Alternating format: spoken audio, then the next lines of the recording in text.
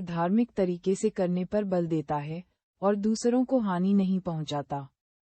कथा बताती है कि हमारे शरीर के भीतर की भूख ही यह अवतार है और इसे तृप्त करने के लिए हम जो भोजन करते हैं वह हमारी सूक्ष्म जीवन शक्ति का पोषण करता है।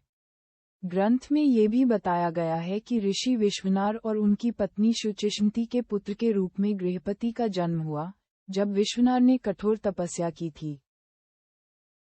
1. सातवां अवतार। भगवान शिव का सातवां अवतार गृहपति है। 2. मुख्य संदेश। सभी कार्यों को धार्मिकता से और ईश्वर पर केंद्रित होकर किया जाना चाहिए।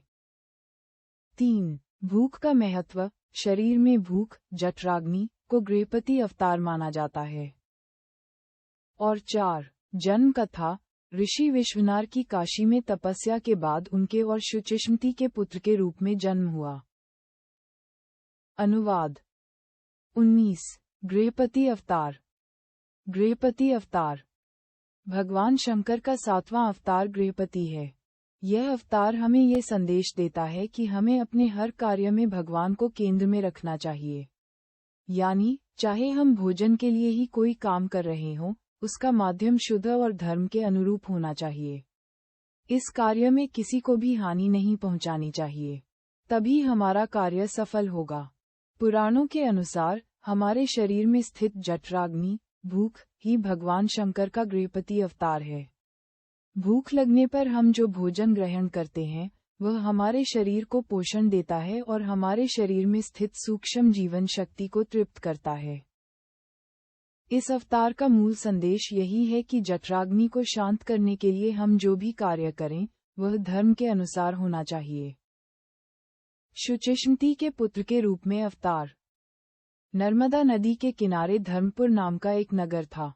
वहां विश्वनार नाम के एक ऋषि और उनकी पत्नी शुचिष्मति रहते थे।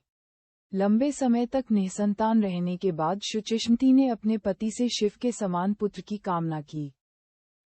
अपनी पत्नी की इच्छा पूरी करने के लिए मुनि विश्वनार काशी आए।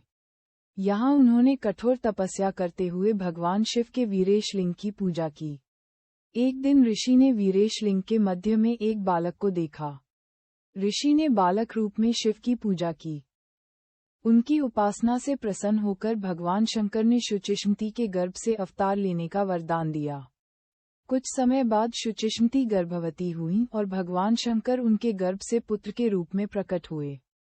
कहा जाता है कि स्वयं ब्रह्मा ने उस बालक का नाम गृहपति रखा था।